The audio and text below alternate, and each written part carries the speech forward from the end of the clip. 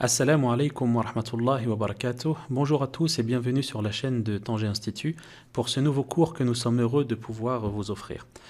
Ce cours fait partie de la série qui a pour intitulé Apprendre l'arabe pour le Coran. Dans la première vidéo, nous avons vu les deux formules que nous prononçons avant de lire le Coran, qui sont Al-Basmala et Al-Isti'adha.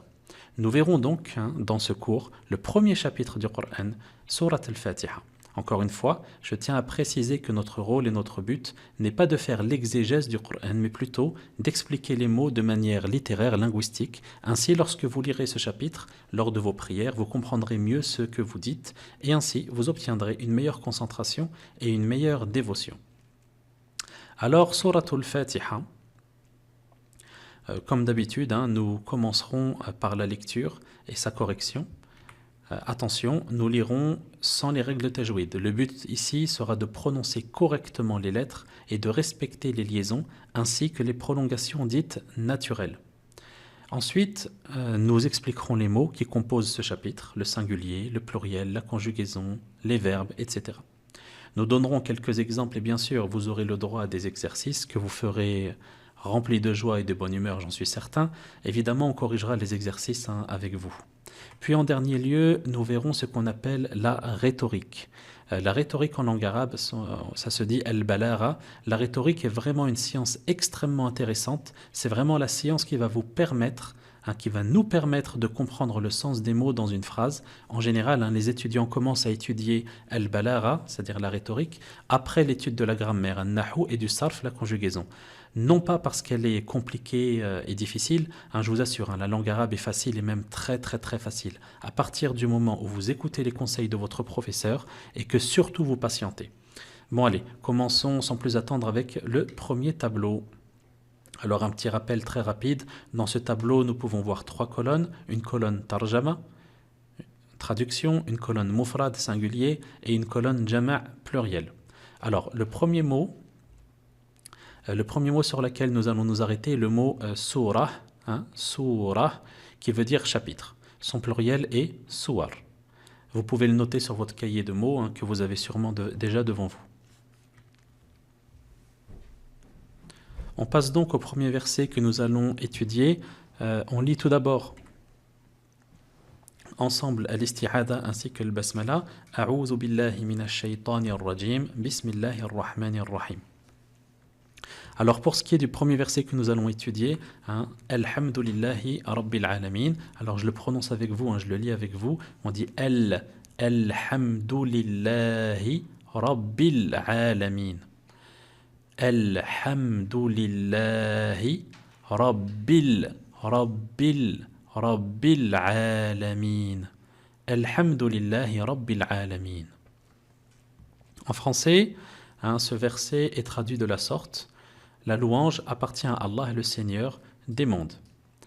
Encore une fois, ceci est vraiment une approximation, et vous verrez dans ce cours que l'on ne peut se suffire de la langue française pour comprendre la langue arabe.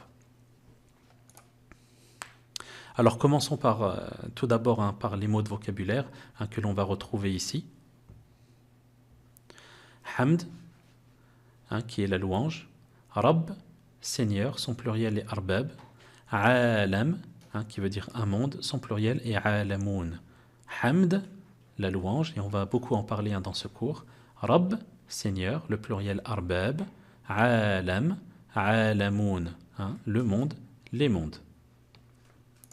Bon, il n'y a pas de verbe dans ce verset, néanmoins, je vais vous noter ici le verbe louer qui se dit hamida. Qui se dit hamida au passé. Le mudari' nous dirons yahmadou, le verbe louer. Pourquoi je vous ai noté ce verbe? Parce que dans quelques instants nous allons parler de la différence qui peut exister entre un nom et un verbe. Donc voilà, tout simplement. Alors quand on le conjugue au passé, on dira ana hamidtu, j'ai loué, ana ahmadou, je loue. Ana hamidtu, ana ahmadou. Alors, qu'est-ce que la louange? Ce terme en langue arabe détient beaucoup de sens. Je vous ai mis ici quelques-uns de ces sens. Donc la louange, c'est le fait de louer, de remercier, de sublimer, d'admirer, de glorifier, d'honorer. Voilà ce que c'est à peu près la louange. Donc, ok, tous les mots sont compris. Voyons en détail le premier mot du verset. Alors, le premier mot, comme vous pouvez le voir, est un nom. Mais essayons de réfléchir et de trouver quelle est la différence entre le verbe hamida et le nom hamd. Entre le verbe hamida et le nom hamd. Alors, hamida, hada fi'lun, c'est un verbe. Tandis que hamd, huwa ismun, hada ismun, hada ismun. Les deux mots ont le même sens. Ok, les deux mots ont le même sens, qui est al-ma'na. Le sens, ça veut dire, on dit ça en arabe, on dit al-ma'na. Et quel est le sens de ces deux mots? C'est très simple, c'est la louange. Les deux mots, que ce soit hamida ou bien hamd, ont le même sens, ont le même ma'na, et ce sens-là, c'est la louange. Alors, dans ce cas-là, quelle est la différence entre le verbe et le nom? يعني ما الفرق بين الفعل والاسم؟ ما الفرق بين الفعل والاسم؟ À votre avis, quelle est la différence entre le nom et le verbe? Réfléchissez un petit peu et vous allez trouver rapidement. Exactement, la différence c'est az-zaman, le temps. La différence c'est le temps. En gros, quand je lis un verbe, je dois comprendre deux choses. Le sens du verbe et le temps qui est mentionné. Alors qu'un nom ne possède qu'un sens. Et en aucun cas, nous pourrons comprendre, en lisant simplement un nom, qu'il y a un temps qui ressort de ce nom. Voyons voir un petit peu ce schéma. Et ce sera ainsi avec tous les noms. Ce sera comme ça avec tous les noms. Donc ici, vous voyez bien qu'on a le verbe, on a un sens, ici qui est la louange, et on a un temps. Ici, nous avons un nom, et le nom ne ressort de lui qu'un sens, le ma'na, faqat, et rien d'autre. Okay? Et ce sera ainsi avec tous les noms. Tous les noms ne posséderont qu'un sens, alors que le verbe possédera un sens et un temps. Je vous donne quelques exemples avec cette première phrase. On commence tout d'abord. Hamidtullah. Hamidtullah. Le verbe hamidtu ici possède donc un sens. Vous l'avez deviné, le sens, c'est lequel? Al-hamd, la louange. Il possède également un temps, c'est-à-dire az-zaman. Quel zaman, quel temps? Dans cet exemple, le verbe est conjugué au passé, al-madi. Il possède donc le temps du mardi, du passé. Un autre exemple, ahmadullah. Je vous laisse le faire tout seul. Faites pause, mais surtout essayez de garder le même schéma qu'auparavant. On passe à la correction. Le verbe possède donc un sens, comme d'habitude. Son sens, c'est le hamd, la louange. Et il possède également un temps, qui est le présent, al-hadir. Al-hadir, oui, al-hadir c'est pour dire le présent. Al-mudari' normalement, sa traduction ce n'est pas le présent. Le présent on dit al-hadir. Al-hadir. Alors dernière phrase, alhamdulillah. Ici il n'y a pas de verbe. Donc le premier nom possède donc un sens. Et son sens ici c'est le hamd, la louange. Mais possède-t-il un temps? Possède-t-il un temps? Eh bien non, il ne possède pas de temps. Donc première chose à comprendre, c'est que la louange qui est désignée ici est intemporelle. Elle n'est pas assujettie au temps. Ok? En même temps, le premier qui s'est loué lui-même, c'est Allah subhanahu wa ta'ala, et il est celui qui a créé le temps. Donc al-hamd ici, c'est un nom donc, qui n'est pas limité à un temps, bien au contraire. C'est al-hamd, la louange de manière générale. Donc nous restons avec ce premier mot. Vous allez voir ici pourquoi. Parce qu'on va parler un petit peu de la particule L qui se trouve au début du mot, dans son début. Nous allons noter quelques phrases possédant la même structure de phrase, c'est-à-dire un nom défini, commençant par L, suivi de li et d'un autre nom. Donc vous voyez ici, El-Kitabu li Zaïd. El-Kitabu li Zaïd. On a la particule L que l'on retrouve ici. Le nom défini, li, Allah subhanahu wa ta'ala, et ici nous avons le nom Zaïd. Donc la même structure de phrase. Un nom, li, un nom. Un nom, li et un nom. Ok? Celle-ci également. Al-qalamu lit-talibi, al-qalamu lit-talib, même structure de phrase. Ainsi que cette dernière phrase, as-sayyaratu. As-sayyaratu lil-mudarris. As-sayyaratu lil-mudarris. Même structure de phrase. Eh bien, pourquoi je vous ai écrit ça? Eh bien, sachez que la particule L que l'on retrouve ici est différente de celle que l'on retrouve ici. Je vous explique ça de suite, hein. Mettons de côté ces trois phrases. Hein, nous y reviendrons après et nous allons nous intéresser à cette phrase خُلِقَ الْإِنسَانُ ضَعِيفًا. L'homme a été créé faible. On va essayer de rentrer à la place de L le mot suivant, le mot kul qui veut dire tout. Ce qui donne خُلِقَ كُلُّ إِنسَانٍ ضَعِيفًا. خُلِقَ كُلُّ إِنسَانٍ ضَعِيفًا. Ce qui veut dire les hommes, ou plutôt tous les hommes avec un grand H, ont été créés faibles. D'un côté, nous avons les hommes ont été créés faibles, et de l'autre, tous les hommes ont été créés faibles. Évidemment, le sens n'a pas changé. La particule L qui se trouve ici est exactement la même que celle qui se trouve devant le mot hamd, al-hamd. Essayons de faire la même chose avec les trois phrases qu'on a mis de côté tout à l'heure. Plutôt tout à l'heure, hein. Excusez-moi, moi je viens de Normandie, on dit tout à l'heure. Bon, kullu kitabin li Zayd, ou bien li Zaydin kullu kitab. Est-ce que le sens a changé? Nous avons premièrement el kitabu li Zayd, le livre appartient à Zayd. Nous rajoutons kul et nous disons kullu kitabin li Zayd. Le sens bien sûr a changé. Tous les livres qui existent dans le monde n'appartiennent pas à Zayd. Le sens est totalement différent. La même chose avec la deuxième phrase. El qalamu li talib, kullu qalamin li talib. Le sens a totalement changé. Le stylo appartient à l'élève, tous les stylos appartiennent à l'élève. Le sens change. La même chose pour la troisième phrase. As-sayyaratu lil mudarris, la voiture appartient au professeur. Kullu sayyaratin lil mudarris, toutes les voitures appartiennent au professeur. Ceci est totalement différent. Donc kul ici n'est pas acceptable. Le sens change totalement.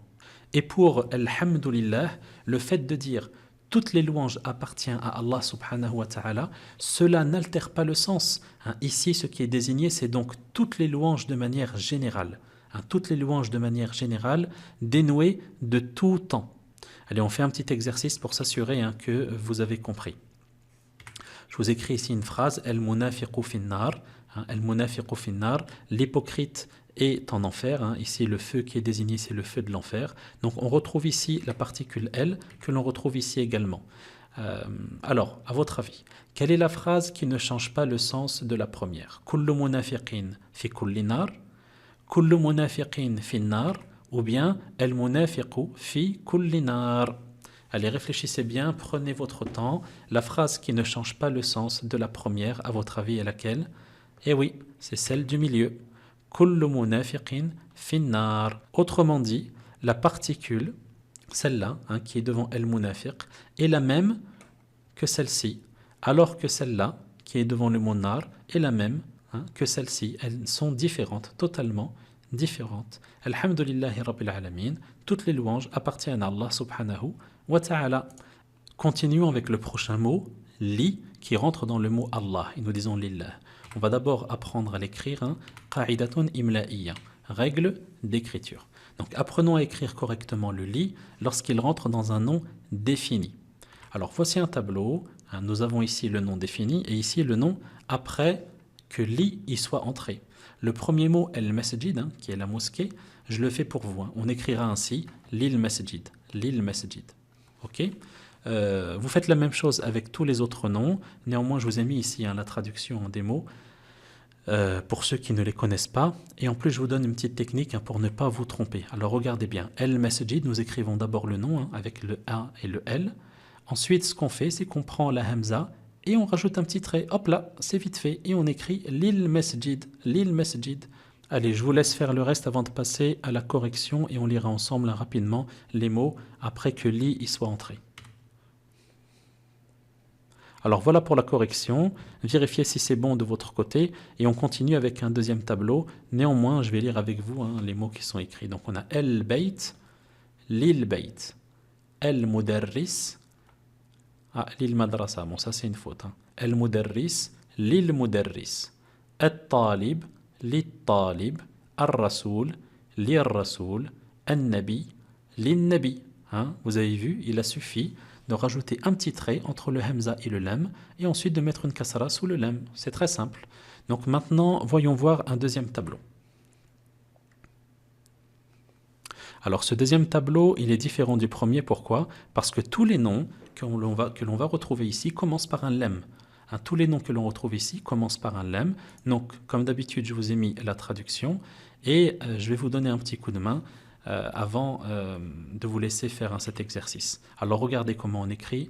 Donc, on écrit Allah, hein, tout simplement. On a le hamza et on a le lemme. Et ce qu'on fait, c'est qu'on va effacer tout simplement le premier hamza et rajouter une kasra sous le premier lemme. Et on dira lillah. Et ce sera ainsi avec tous les autres mots qui commencent par un lemme lorsqu'il sera défini. Allez, encore une fois, je vous laisse faire ça tout seul et on regarde la correction. Alors, pour ce qui est de la correction, je vais lire avec vous depuis le début. Donc, Allah, lillah, al-lura, lil-lura. Donc, vous voyez ici, le hamza qui était ici, nous l'avons effacé et nous avons rajouté une kasra sous le premier lam, lil-lura, al-layl, lil-lura. Bon, ça, c'est encore une erreur. J'ai dû faire un copier-coller sans faire exprès. Al-layl, lil-layl, al-lu'ba, lil-lu'ba. Al-lahya, lil-lahya, al-laqlaq, lil-laqlaq. Ok? Vérifiez la correction et on passe à la suite, Inch'Allah ta'ala. Donc, après avoir appris à écrire le lemme correctement, essayons maintenant de comprendre son sens. On va prendre ici lillah, c'est le mot qui nous intéresse. Donc, premièrement, c'est un harf. La lettre lem, on appelle ça en arabe un harf, c'est une préposition. Autrement dit, il n'a pas de sens en lui-même. Ok, il ne possède pas de sens en lui-même. Laysa lahu ma'nan illa fi ghayrihi. Imaginez, vous rencontrez un ami, vous le saluez et vous lui dites, donc salam alaykum, il vous répond alaykum salam, et vous lui dites li, et ensuite vous vous taisez. Assalamu alaykum, li, et vous vous taisez. Qu'est-ce qu'il va comprendre? La seule chose qu'il va comprendre, c'est que vous êtes un fou. Il ne comprendra rien du tout à ce que vous lui dites. Autrement dit, cette lettre n'a aucun sens, sauf lorsqu'elle sera accompagnée avec d'autres mots.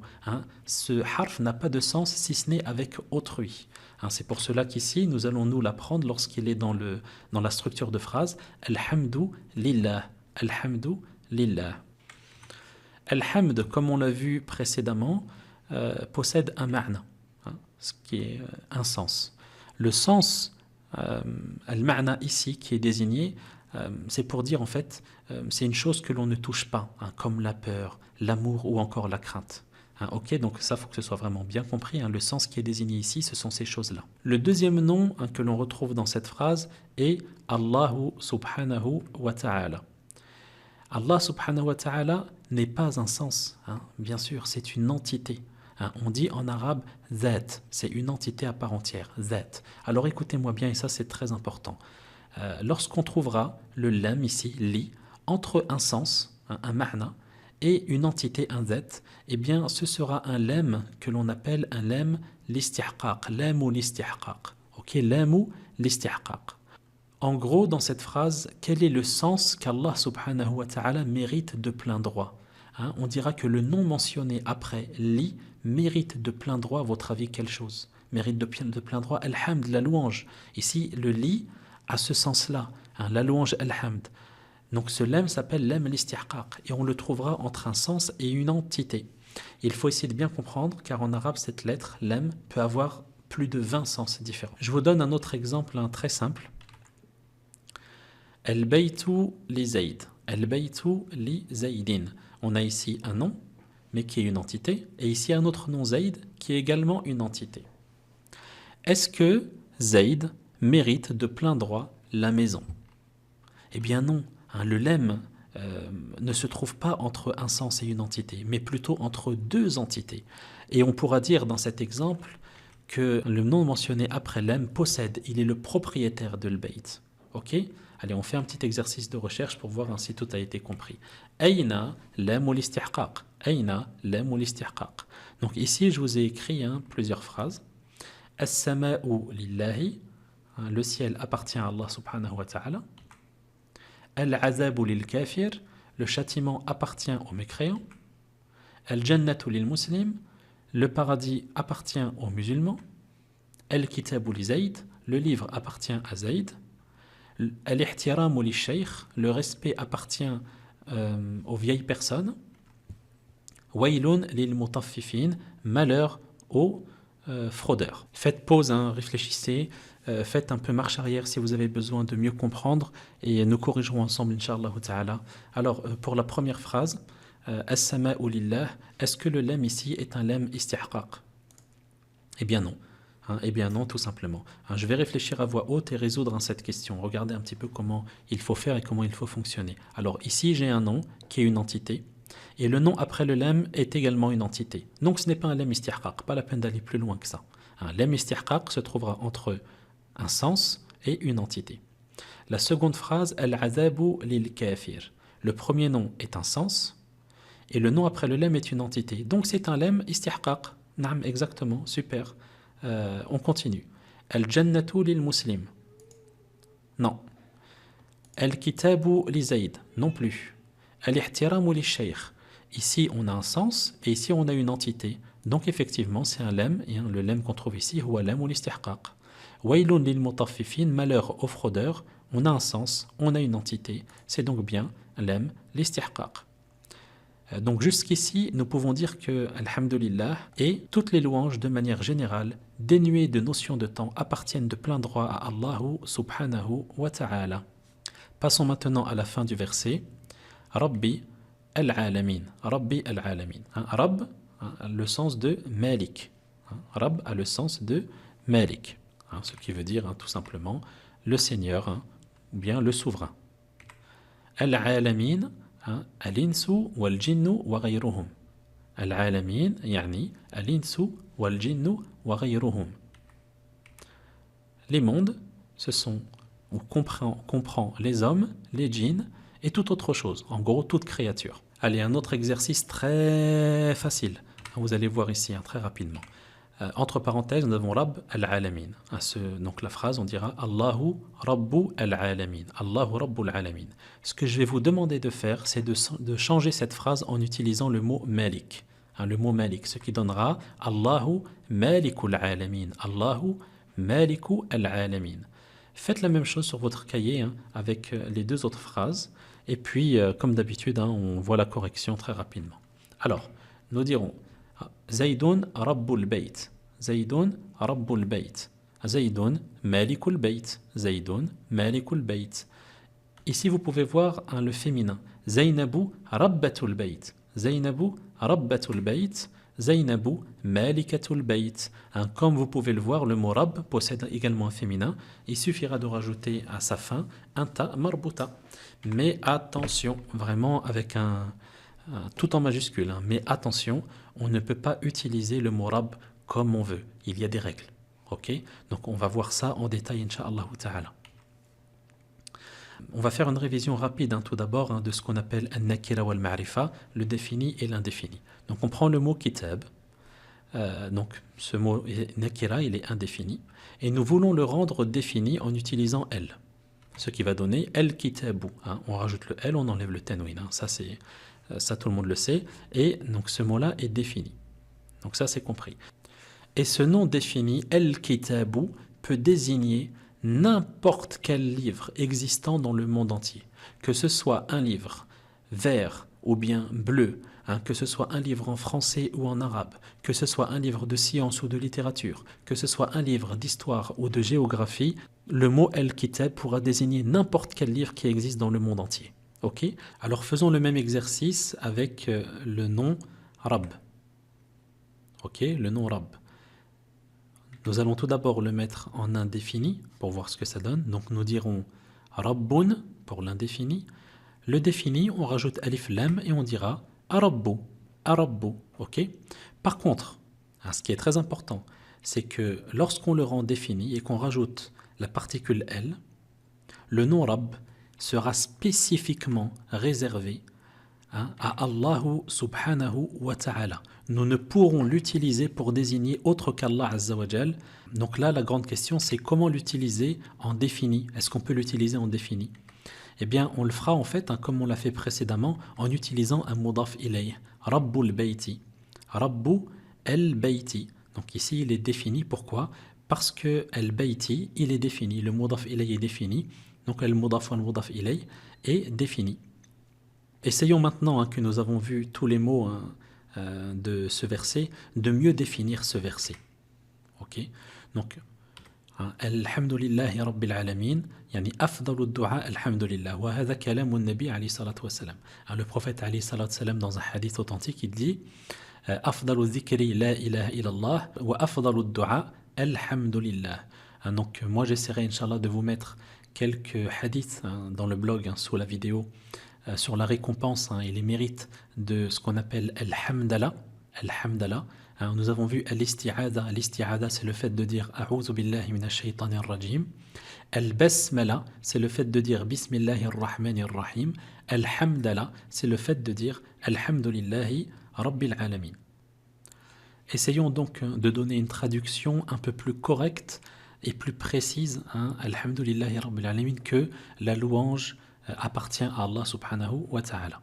Alors, la louange appartient à Allah, Seigneur des mondes. Comment on peut expliquer cela? Nous dirons toutes les louanges de manière générale, en dehors du temps, que ce soit des louanges provenant de la langue, du cœur ou une action des membres, des louanges prodiguées d'une manière connue ou inconnue, appartiennent exclusivement à celui qui les mérite, le Seigneur des hommes, des djinns et de toute autre chose, celui qui gère les affaires de toute créature, les comblant de bienfaits. Toutes ces louanges reviennent de plein droit à Allahu subhanahu wa ta'ala. Donc, et je vous assure que ça, c'est un résumé d'un résumé d'un résumé. On peut vraiment comprendre Al-Hamdala, Al-Hamdala, Alhamdulillah, Rabbil Alamin, qu'en langue arabe, comme vous avez pu le voir dans ce cours. Donc, je vous remercie d'avoir suivi ce cours qui vous a été offert par Tanger Institut. Vous pouvez vous rendre sur notre site et voir un peu ce que l'on propose. Donc, je vous remercie encore une fois. Un petit clin d'œil à tous les étudiants qui suivent ce cours. Également, n'oubliez pas, si ce cours vous a plu, eh bien partagez-le tout simplement. Nous vous en serons très reconnaissants. Barakallahu fikum wa jazakumullahu khayra. Subhanakallahumma rabbana wa bihamdik. Ashhadu an la ilaha illa anta astaghfiruka wa atubu ilayk. Assalamu alaykum wa rahmatullahi wa barakatuh.